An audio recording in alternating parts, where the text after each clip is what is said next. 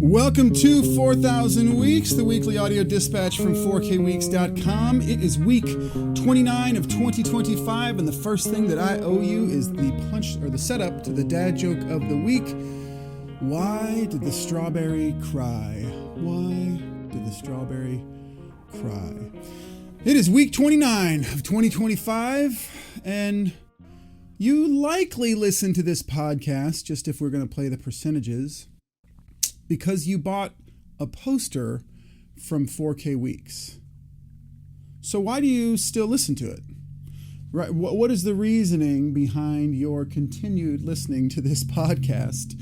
Since basically it's just a marketing tool of a brand you once interacted with. I mean, it may be a piss poor marketing tool. I may be really bad at marketing and better at giving away free deep thoughts, right? Jack Handey. This is my version of Jack Handey's deep thoughts. But it is still a marketing tool. And so why do you still listen to it? Or why do you still read the email? It's time for you to walk over to your 4K Weeks poster and fill in another square. Okay, you're walking step over the poster. You're filling it in right now, and then you're walking back, and away we go.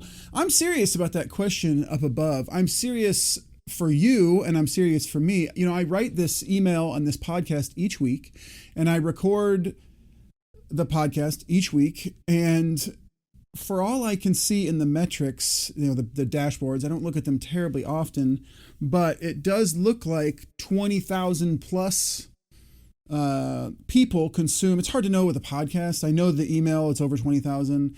The podcast, it seems to be around 150 people a week per episode, with a pretty steep fall off on the next weeks. You know what I mean? Like, so 150 people will listen to this podcast. You know, somewhere between 120 and 170 people will listen to this podcast between now and when I record the next podcast next week. And then, you know, it trickles, right? The listenership grows on the previous weeks a teensy bit at a time. So I don't really know on the podcast, but I think like 15,000 unique listeners over the last year. Or maybe it's not unique. I guess I don't know that. Anyway, you know, you consume it each week, and I don't know why. I don't know. I guess if it was bad, if it wasn't interesting, or if it was super salesy, it wouldn't get as high an open rate as it gets each week, which is, by any measure I've heard of, a spectacular open rate that almost anyone would be happy to get on an email. But I don't know, like, if it disappeared next week, would you miss it?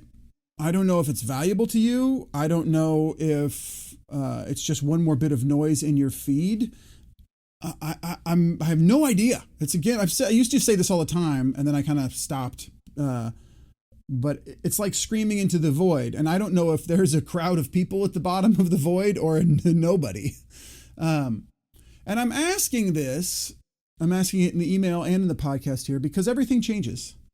And only if we are aware of that truth can we possibly hope to have any effect on how things change, on, you know, any directional input, right? Like if you're in a boat that's floating and you just put your left hand over the left side of the boat and let it drag, it's going to start turning you, right? You know, you can't really control everything, but you can have subtle effects. And so, you know, things are changing.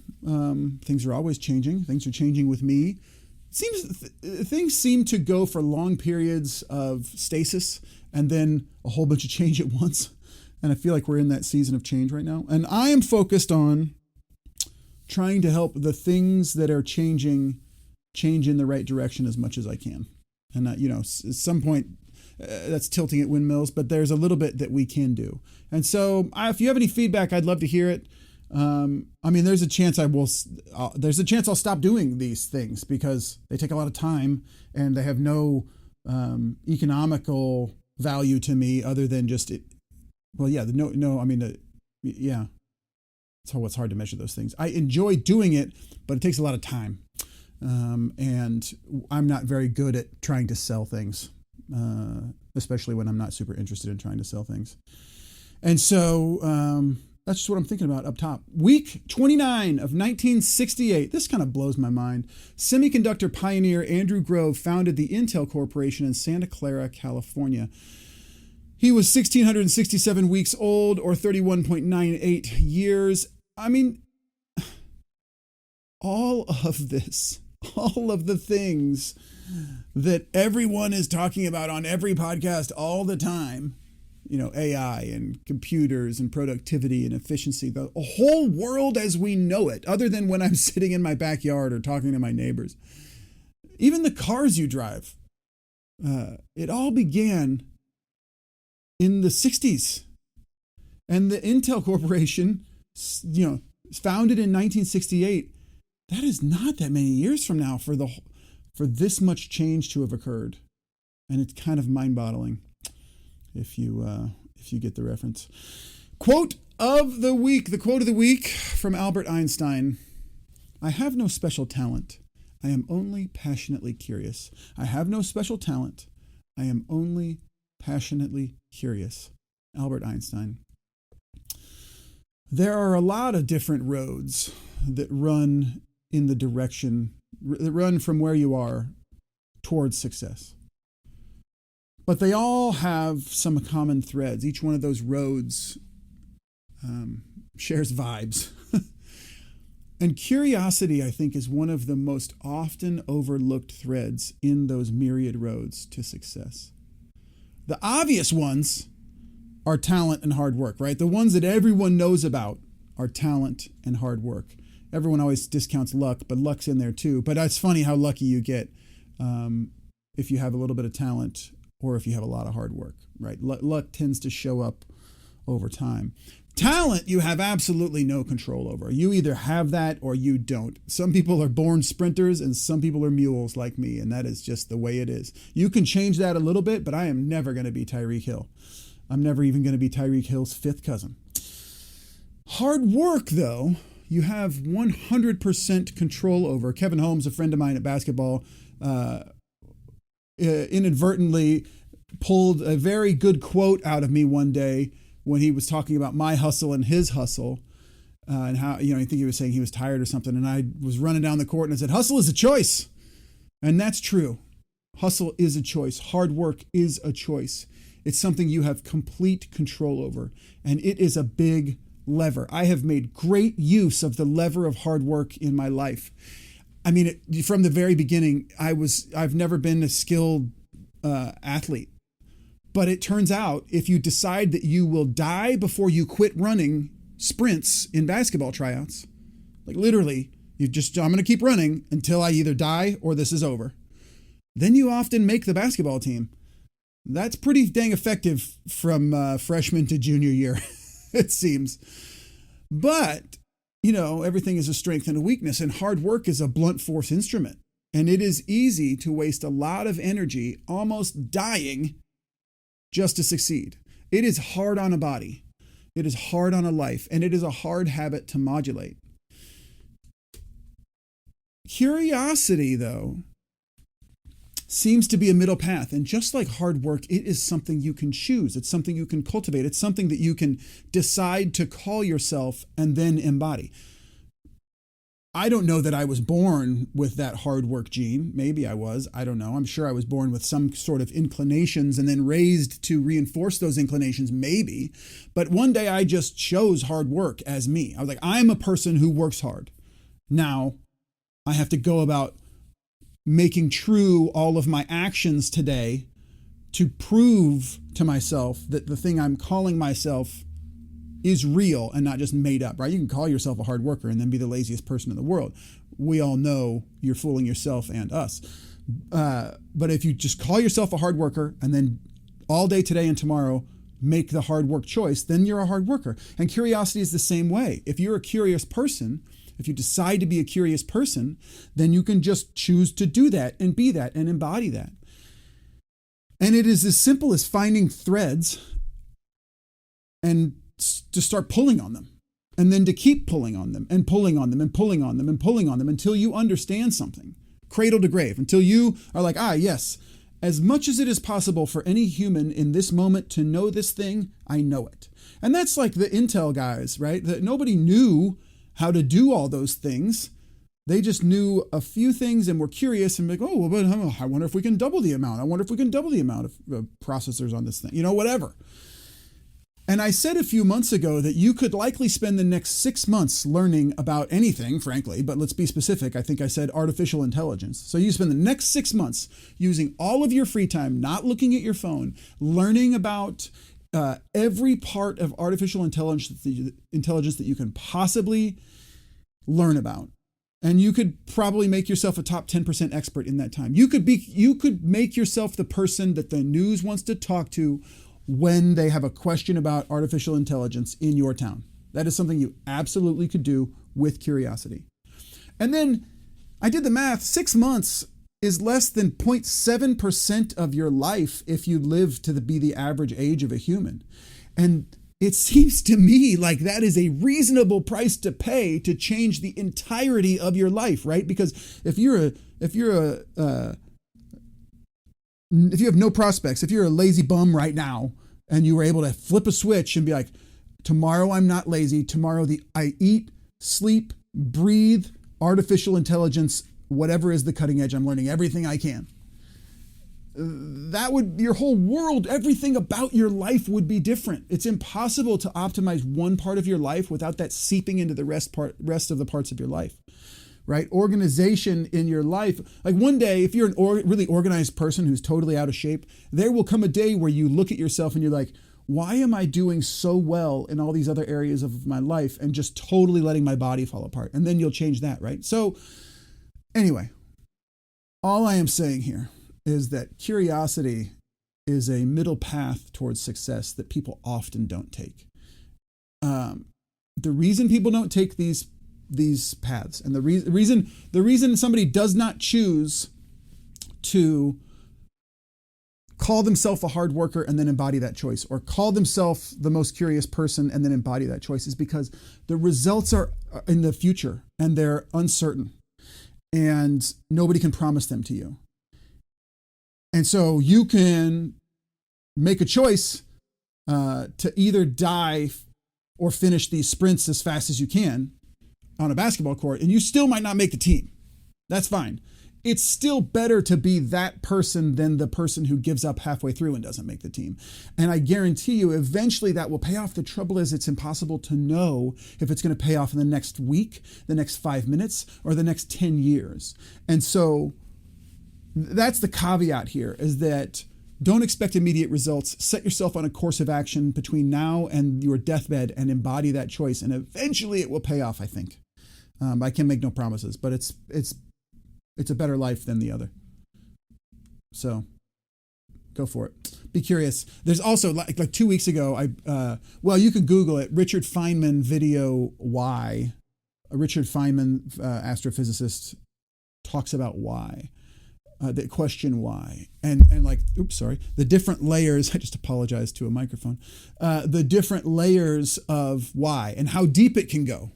And it's a fascinating exploration of what it means to be curious. And if you're not sure what I mean when I say be curious, then go to YouTube and type in Richard Feynman why. And it's like a black and white video and he's sitting on a couch. Very, very good. Okay. What I consumed this week. First, I said this last week.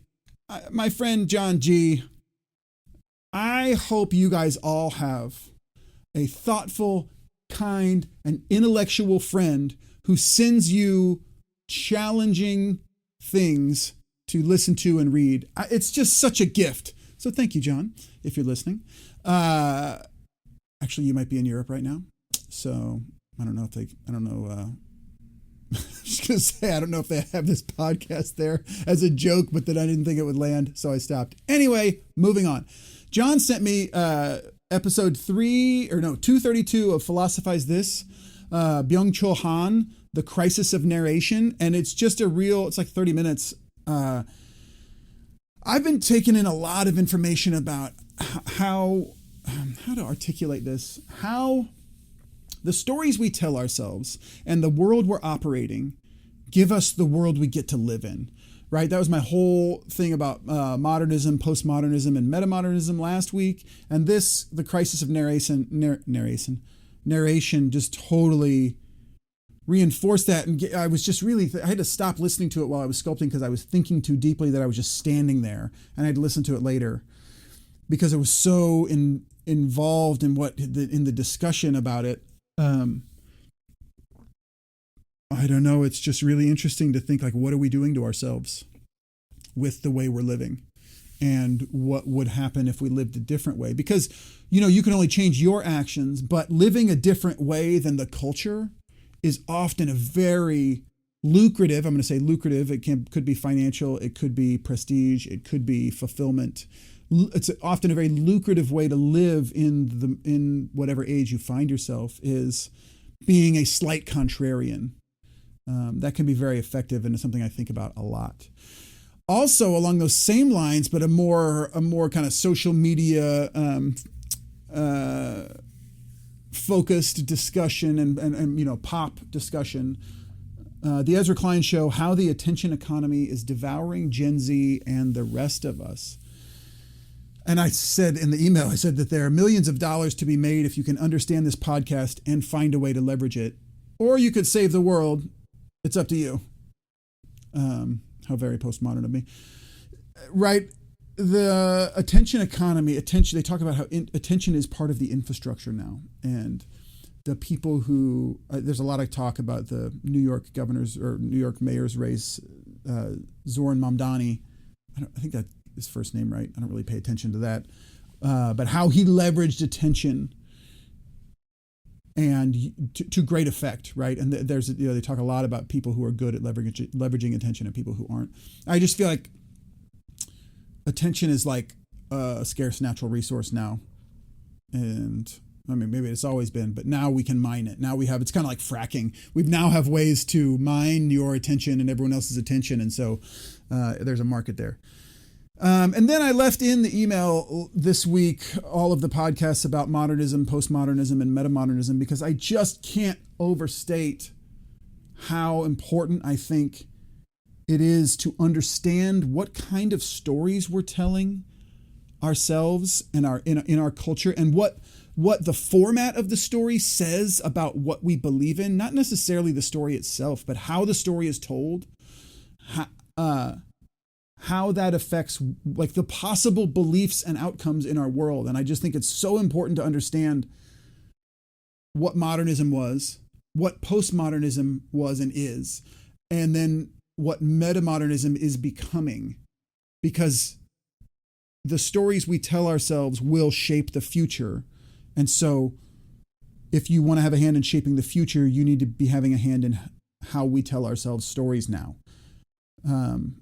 And once you embody that, you're like, oh, that's a postmodernist story. We just saw a musical this week. I'll talk about it next week because I'm going to put it in what I consume next week. But I was like, this is totally a postmodern. I was like, ooh, this is feeling postmodern, but we'll see how it ends, because it could be metamodern depending on the ending. Nope, it was postmodern at the ending.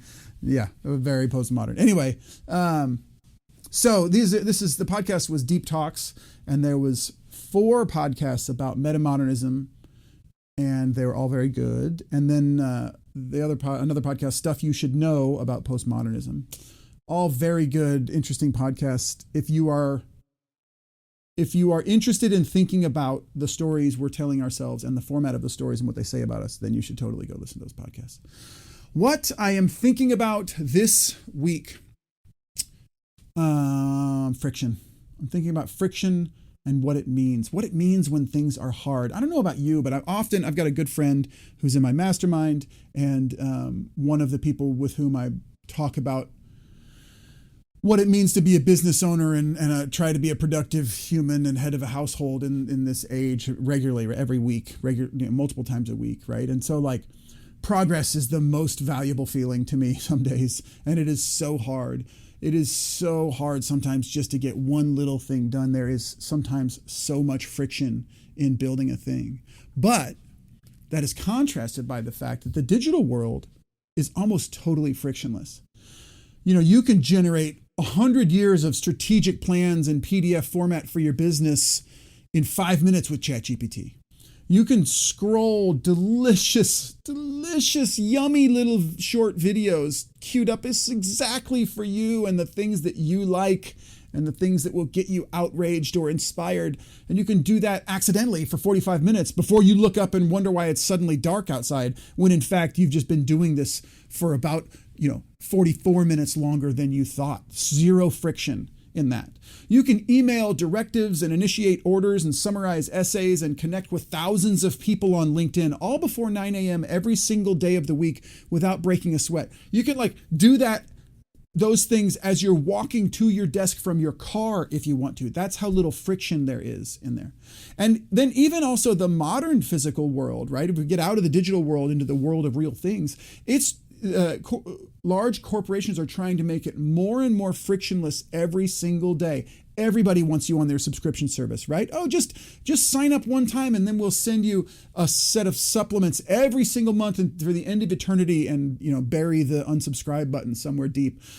Grubhub will bring you whatever food that you want as quickly as possible. Streaming services, just pay us $9.99 a month and then you can have access to all of these movies and all these shows. Drive-through coffee. I don't even like to go into stores anymore. I will eat something I'm not excited about if they have a drive-through, as opposed to go into a building and order something. Our cars are like little spaceships for getting groceries. There's every single option. Every year there's a new option trying to make it easier and easier and more comfy, right? It's less and less friction. There are some conspicuous outliers in the things that are getting easier, but basically if it's in a corporation's financial interest, it's getting easier. And yet, for all of this easy, frictionless, productivity, I'll put that in quotes, I, for one, still feel just a bit more empty than I used to. I think back to not many years ago when I was starting the sculpture studio. So this would have been 2005, 7, somewhere around there. I didn't even really have a desk. I had a computer, a laptop, which was weird. A lot of people were like, why do you have a laptop? But I didn't really have a desk. I spent most of my time in the very friction-full world of manual tasks, nearly the whole day, moving physical things around, doing stuff. And I think it was better. And I think, what if just the fact of something being hard can give it meaning? We're all looking for the meaning. What does this life mean, right? Parenting is hard. Raising a child is hard. And maybe one of the reasons it has meaning is because it's hard. If it was easy, I don't know if it would be that meaningful. And look, I don't know what the meaning of life is. Duh, right? Oh, thank you, Captain Obvious. Cool story, bro. But I do know that I feel more meaning in life when I am working hard at something. And it's obviously a plus if I feel like that thing that I'm working at actually matters to the world. But let's be honest, right?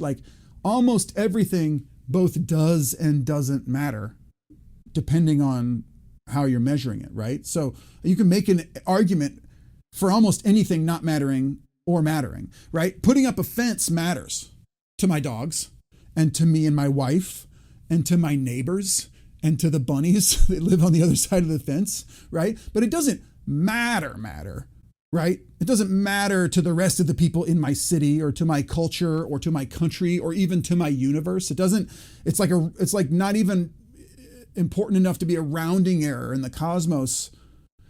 I mean, hell, the fence will have to be replaced in 25 years, which is less than a blink of an eye. It's a blink of a blink of a blink of a blink of a blink of a blink of an eye times to the 20th power or whatever. But I notice that I look at that length of fence, the one that I built, differently than the length of fence that I paid someone else to put up. This is actually our backyard. I put up 75 feet of Victorian decorative fence on one side of our yard just this year. And then about 6 months before that, I had someone put up 100 feet of fence on the other side of our yard because I just didn't have time and I needed a fence there. And I look at it differently. There's one that I'm really proud of. And I'm like, that is a nice looking fence. Custom picket tops and everything. I'm like, dang, that's a nice fence. And then I don't even really think about the other one. We are all so focused in our personal lives and in our world building lives on making every damn thing easier, smoother, more reliable, frictionless. And yet, it is so damn gratifying too, after sweating in the summer heat for an hour, to look down at the big hole that I just dug in the yard. That is so gratifying. Oh, I just did that. That's a thing I did. And maybe it does mean something and maybe it doesn't mean something. But maybe all of the meaning is in doing things that are hard. And that the harder they are, the more they mean to you. That is as close, if I really dig into this, it is the closest I've come to a universal rule of how to put meaning into my life. Was it hard? Is it hard? As opposed to, is it easy? I mean, if I think about my fitness, if I think about my parenting, all of the best parenting things I've done, my wife and I have done, were very hard. And we didn't want to have to do them. And then the second after we did them, it was like, oh, that was totally the right thing to do. I don't know. I think that there's a deep well to be discovered of how we're so focused. And I mean, I am too. I'm so focused on making things easier. I'm trying to get the shop perfectly organized so that everything is in its right place. And I'm trying to get the backyard landscaped perfectly so that it's so mowable that I don't even ever have to do anything. I don't ever have to hop off the mower, right? And yet, all of the things that mean the most to me are hard. Okay, that's it. That's what I've got this week. Look, if you, just am reading the teleprompter, and it's the reward for reading the email this week is a link to a Tiny Desk concert of the band First Aid Kit, two sisters from some Scandinavian country, I'm not sure which one. And the band is called First Aid Kit. They're so good. Their harmonies, there's nothing like the harmonies of the sisters. But my son used to call the band Band-Aid Box when he was younger instead of First Aid Kit. He was always really good at, toe thumb, naming things in a way that just made so much more sense than the actual name. Anyway, if you have a minute and you like this podcast, forward it to a friend, subscribe to it, rate it, review it, whatever. It's a super awesome way for you to say you appreciate it. And I mean, surely you know someone, if you liked it, surely you know at least two people who would like to listen to it. And that, that's going to be more valuable to me than the person who wants to buy ads on it. And I'm not going to put ads on it. Okay. Dad joke of the week. Why did the strawberry cry? He found himself in a jam. Strawberries are delicious this time of year. Woo-wee. All right. I hope you have a spectacular week. It just started raining outside. I don't know if you can hear that. I'll be quiet for a second. Let's see if you can hear. That's the sound of the rain on my roof. I hope you have a spectacular week. I hope you are kind to yourself. I hope you find some meaning in some hard work this week. Have a great week.